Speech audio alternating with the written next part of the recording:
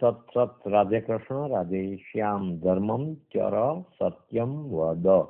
પુસ્તકનું નામ છે પરમ ભાગવત મહેતા નરસિંહનું સાચું દર્શન, સંત રાધેશ્યામજી કૃત. પ્રકરણ નંબર 9. મહેતાજીનું પરમ નિર્મળ વિશુદ્ધ જ્ઞાન. મહેતાજીનું જ્ઞાન નર્યું બોલવા પૂરતું વાચિક જ્ઞાન ન હતું. તેણે તો બ્રહ્મભાવને આચરણમાં વર્તી બતાવ્યો.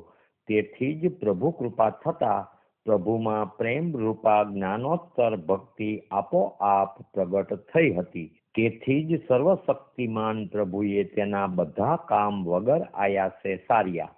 આમ મહેતાજીને પરમાત્માના તત્વ સ્વરૂપનું પૂરું ભાન હોવાથી તે પૂરા તત્વદર્શી હતા.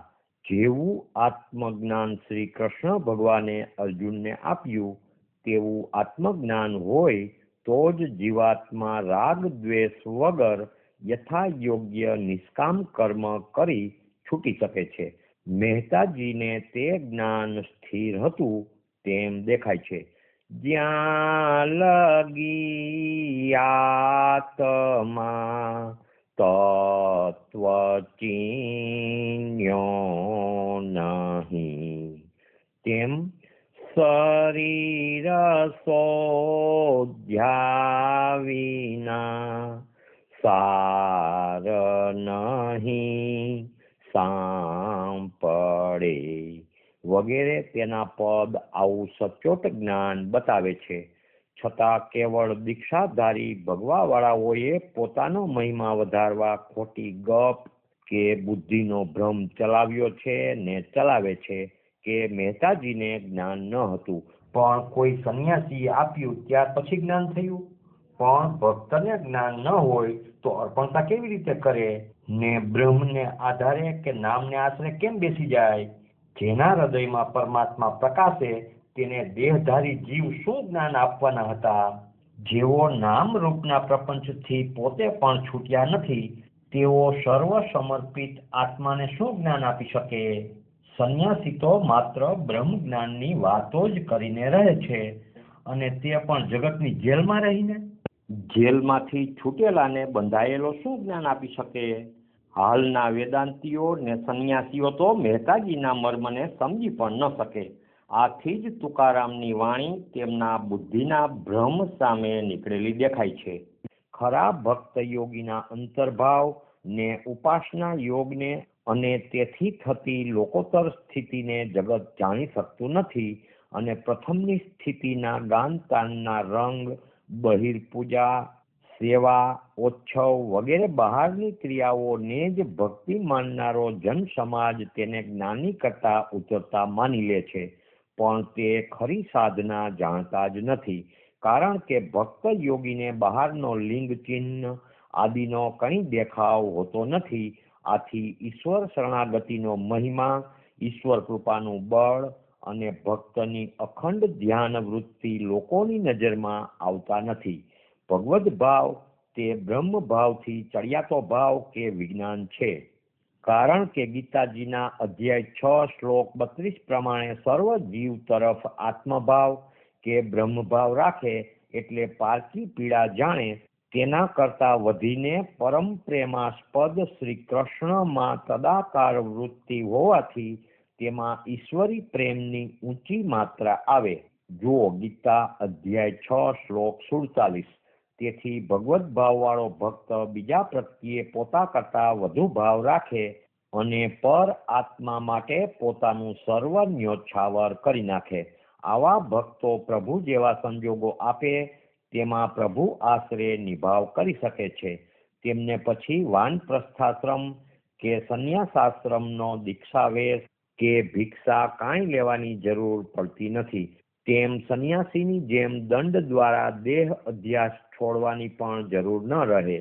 વાક મન કર્મથી રાખે સૌ ભૂતે મુજ ભાવને, ઉપાયો સર્વમાં માન્યો શ્રેષ્ઠ ઉપાય આજ છે. ભાગવત એકાદશ સ્કંદ અધ્યાય 29 શ્લોક 19. પ્રેમી ભક્તનું જીવન એટલે જ લોકોથી પર વેદનું તત્વજ્ઞાન, જે શ્રી હરિ કૃપાથી સહજ પ્રગટે છે. આ અંતરસ્થિતિની વિદ્વાનોને ખબર હોતી નથી. આજના કથાકારો, વ્યાખ્યાનકારો, સંન્યાસીઓ પણ ચોપડીમાં લખેલી વાતો બોલે છે, પણ લખ્યાથી પર સ્થિતિની વાત જાણતા હોય કે ન હોય. વેદાંતની રીત કહીએ તો કળયુગમાં શબ્દ જ્ઞાનમાં નિષ્ણાંત ક્વચિત મળે, પણ પરે બ્રહ્મણી નિષ્ણાત નજરે નહીં પડે. કારણ દેખીતું છે, ભક્તિ વિના વેદાંતની કોરે કોરી સૂકી વાતોથી પરબ્રહ્મ ન ઓળખાય. કલીના જીવ અહંકાર વશ હોય ભક્તિથી ભાગે છે ને વાચિક જ્ઞાનથી પોતાને જ્ઞાની માની અર્ધદગ્ધ ભાષણો કે વ્યાખ્યાનો આપીએ રાખે છે. તેમને જ્ઞાન પણ યથાર્થ નહીં હોવાથી કર્મ ઉપાસનાનો પણ છબરડો વાળે છે. આજના પ્રોફેસરોની પેઠે માત્ર મોઢેથી બોલી જનારા ભગવાધારીઓ નથી કર્મનો ઉકેલ કરી શકતા કે નથી ક્રિયામાં જ્ઞાન બતાવી શકતા. તેઓ પાઠ પૂજા રૂપી કર્મોને જ ભક્તિ કે ઉપાસના તરીકે ઓળખાવે છે. આથી લોકોમાં ખરી ઉપાસનાનું ભાન નથી આવતું, તો પરાભક્તિની વાત જ શી? પોતે સર્વના આત્મા રૂપે રહેલા રસમય પ્રભુ, જેનો ઓથ હર ઘડી હાજર કામમાં આવે, તેનું શરણ લેતા નથી, તો મોહમાં બુડેલા લોકોને શરણની રીત કેવી રીતે બતાવી શકે? આમ ભક્તિ વિના બધું ધૂળધાણી. આ મહેતાજીનો બોધ ખરો લાગે છે. કોક તો વાચિક જ્ઞાનથી અભિમાની થઈ રામકૃષ્ણથી પોતાને મોટા મનાવી લોકોને ઈશ્વર નહીં ભજાવતા પોતાને જ ભજાવે છે, એટલે પંચમહાભૂતના હુંકારવાળા પૂતળાને ભજાવે છે ને સેવકોની માયામાં પોતે પણ સંસારી વ્યવહારમાં પડ્યે રાખે છે ને સંન્યાસ ધર્મને તો ક્યાંય સંભાળતા નથી. તેમની ઢંગ ધડા વગરની વાતોને વધુ લોકપ્રિય ને આકર્ષક કરવા ધન કીર્તિના લોભિયા કથાકારો કે કવિઓ વધારી મૂકે છે અને લોકો તેને ખરી માની લે છે. કેવળ વાણીની માયામાં તણાતા જીવો પર પ્રભુને ભજ્યા વિના વસ્તુનું ભાન શું પામી શકે? સંન્યાસ પણ પ્રભુ પ્રાપ્તિનું સાધન છે, સાધકની દશા છે, એટલે વસ્તુ પ્રાપ્તિની દશા નથી. જીવાત્માઓના સંસ્કારની ઊંચી નીચી સ્થિતિ અનુસાર 4 વર્ણ ને 4 આશ્રમની વ્યવસ્થા કરવામાં આવી છે.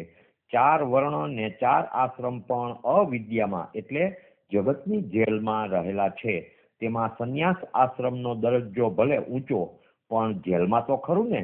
વળી તે આશ્રમનો અહંકાર પણ છૂટ્યો હોતો નથી.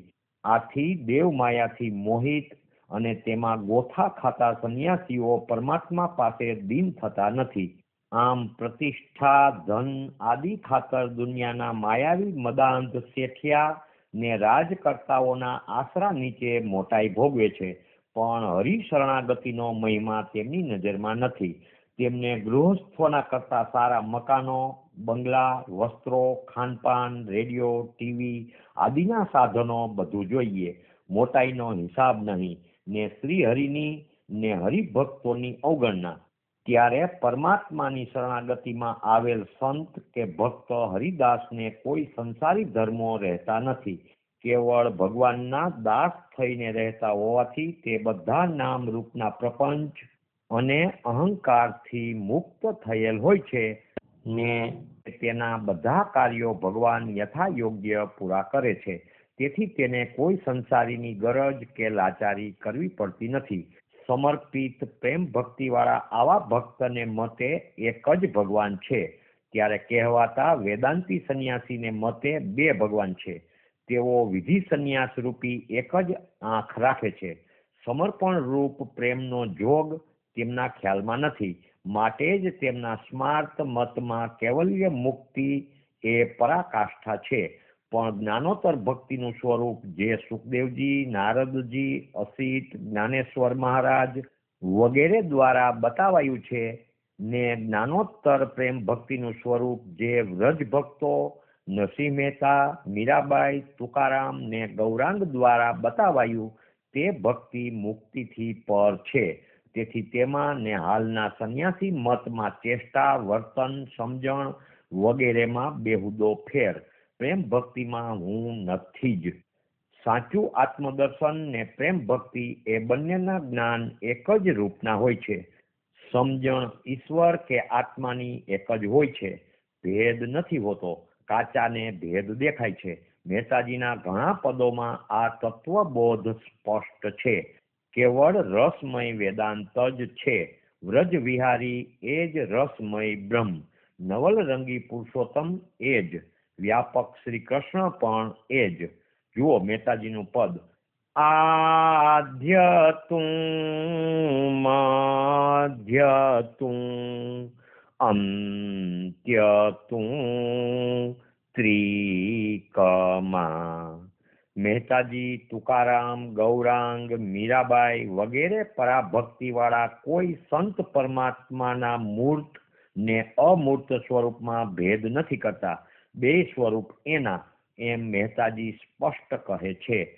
તેમ ભાગવત જોતા ખ્યાલ આવશે કે સુખ. જુઓ ભાગવત દ્વિતીય સ્કંદ અધ્યાય 4 શ્લોક 6. સંકાદિક, નારદ, નવયોગેશ્વરો, કપિલદેવ, ઋષભદેવ સર્વનો એ જ બોધ છે ને મંગળ સ્વરૂપ શ્રી હરિના શરણ વિના આત્મવિદ્યા વગેરે પૂરા નથી.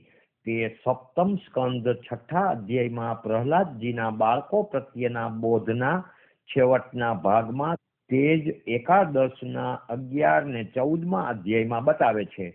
પૃથુ, અંબરીશ, પાંડવો વગેરે રાજાઓની કથાથી પણ સિદ્ધ છે કે શરણ લીધા વણ શ્યામનું માયામાં ગોથા ખાય.